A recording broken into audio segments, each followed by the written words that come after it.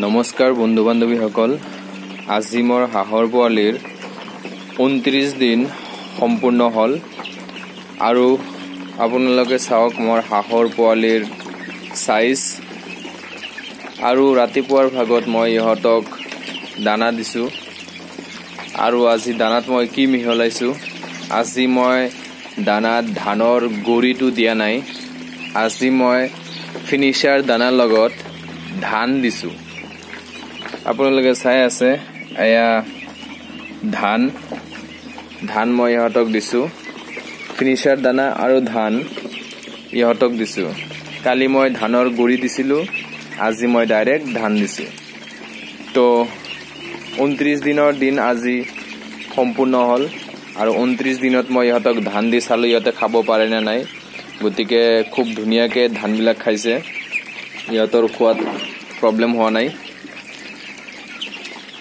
তো 30 দিনৰ পিছৰ পৰা মই ইহঁতক কি খুৱাম আপোনালোকক মই ভিডিঅ' দিয়ে থাকিম। এনেকুৱা নহয় যে এদিনৰ পৰা 30 দিন দিম বুলি কোৱাৰ পিছত আকৌ বিক্ৰী হোৱালৈকে ভিডিঅ' দিয়া নাই। গতিকে মই ভিডিঅ' দিয়ে থাকিম, আপোনালোকে পাই থাকিব। হাঁহৰ গ্ৰথ কেনেকুৱা হ'ল, সাইজ কেনেকুৱা হ'ল, তাৰপিছত হাঁহ বিক্ৰীলৈকে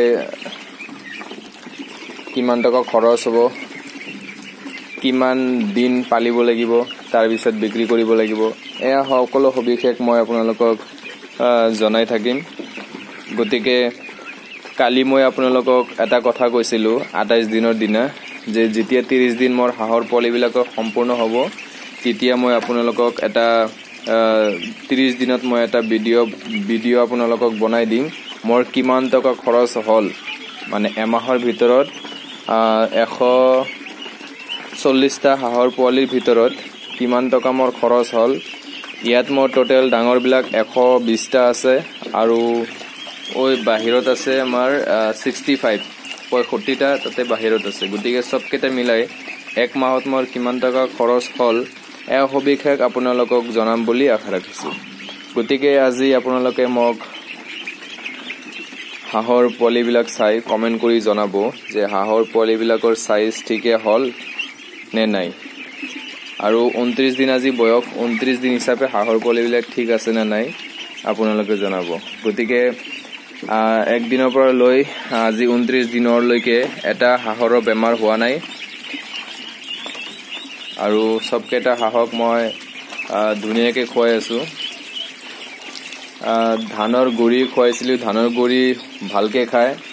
আজি মই ভাবিলোঁ 29 দিন হৈছে যিহেতু এবাৰ ধান দি চাওঁ খায় নে নাই। গতিকে ধানো খুব ধুনীয়াকৈ খাইছে, এটা ধানত নাই।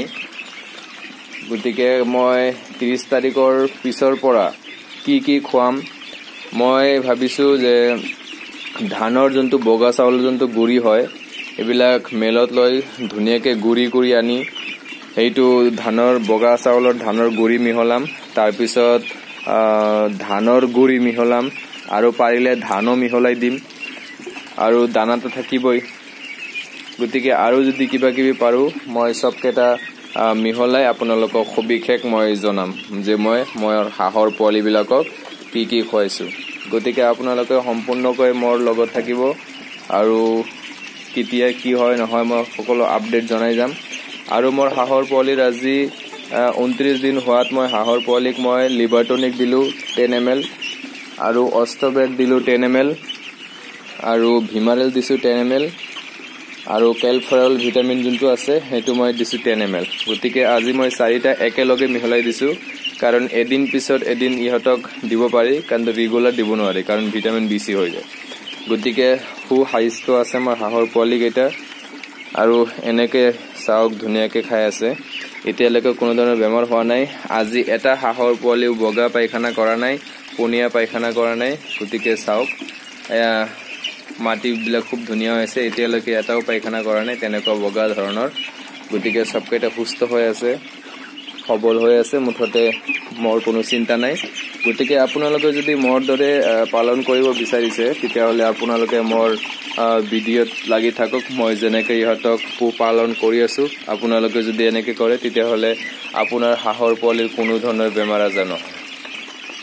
মোৰ ঘৰত কোনো পুখুৰী নাই, তথাপি মই ইহঁতক পালন কৰি আছোঁ মই মোৰ ঘৰৰ পৰা প্ৰায় 1 কিলোমিটাৰ নহ'ব আধা কিলোমিটাৰ দূৰত এখন সৰু নদী আছে কেতিয়াবা মই তাতে লৈ যাওঁ বেছি সময় নাৰাখোঁ 10-15 মিনিট ৰাখি মই লৈ আহোঁ কিন্তু মই বেছিভাগ লোৱাই নহয় যেইকেইদিন মই লৈছিলোঁ নদীত গা ধুৱাবলৈ আপোনালোকে যদি মোৰ ভিডিঅ' চাইছে তেতিয়াহ'লে আপোনালোকে সকলোৱে গমেই পায় যে মই কিমান দিন এমাহৰ ভিতৰত কিমান দিন মই হাঁহৰ পোৱালিবিলাকক গা ধুৱাব লৈ গৈছোঁ গতিকে মই বেছি দিন গা ধুৱাব লৈ যোৱা নাই 1 মাহৰ ভিতৰত হায়েষ্ট মোৰ 8 দিন নে 7 দিন মান হ'ব মই ইহঁতক গা ধুৱাইছিলোঁ গতিকে ইহঁতক মই বেছি গা ধুওৱা নাই গতিকে আপোনালোকে চাই কওক মোৰ হাঁহৰ পোৱালিবিলাক ধুনীয়া হৈছে নে নাই গতিকে মোৰ চেনেলটো লগত জড়িত হৈ থকাৰ কাৰণে আপোনালোকক সকলোক ধন্যবাদ আপোনালোকে যদি মোৰ লগত থাকে তেতিয়াহ'লে মই সকাহ পাম ধন্যবাদ ভিডিঅ'টো চোৱাৰ কাৰণে